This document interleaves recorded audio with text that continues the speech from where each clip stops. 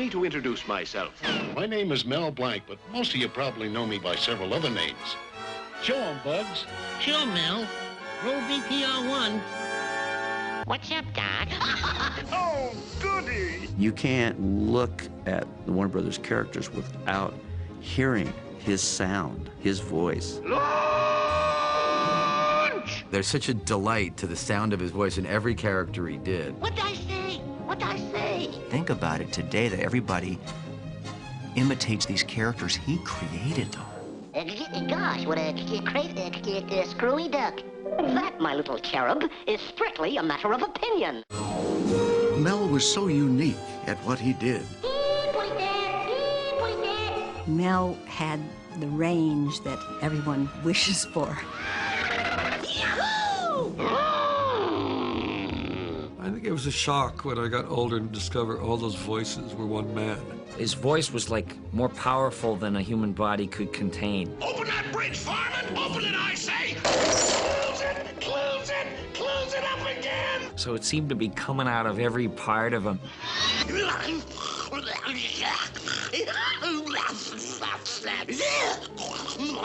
Mel Blanc had this phenomenal voice box. It's the only way I can explain it. He just did all kinds of things that were just amazing.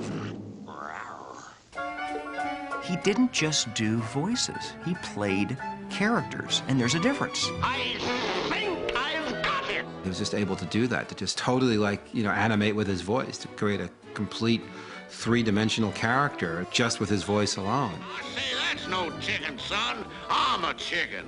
Rooster, that is. How can you beat a pair of vocal cords that had an 8-octave range, perfect pitch, great singer, and an incredible actor? There's Mel and there's like everybody else. There was nobody better than Mel Blanc. Buenas noches. You know where is it, a cat? Howdy doody. About that egg. Away, away, away.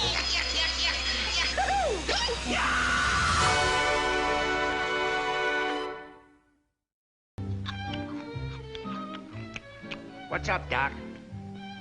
It's a wabbit down there, and I'm trying to catch him. Well, they told me that Bugs was a tough little stinker, and I thought, what kind of a voice can I give him? The tough character, maybe Brooklyn or the Bronx. So, I put the two of them together, Doc, and that's how Bugs Bunny came out. Pardon me, but you look just like a wabbit.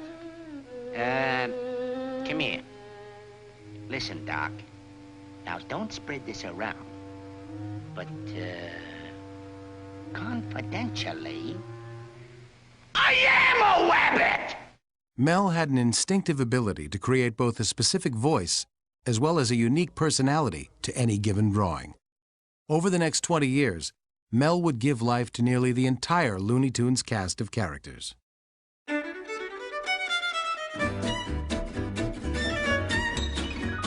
Mayhap perchance, foppish that I am, I might be the Scarlet Pumpernickel.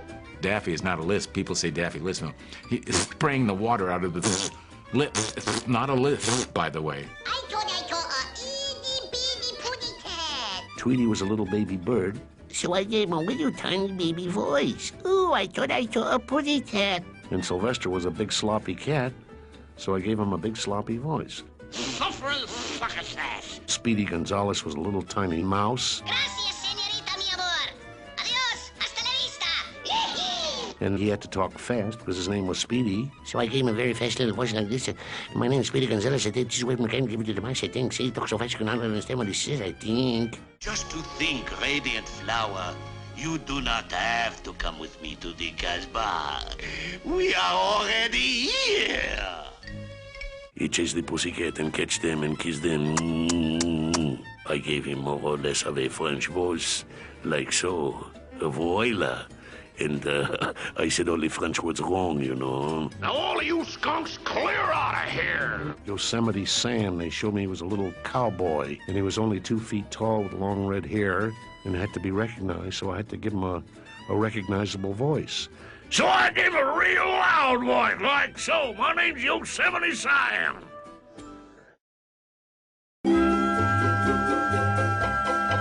Of all the characters that Mel created, Bugs Bunny remained the fan favorite. The rabbit became the world's most popular cartoon character almost overnight, and it's easy to see why.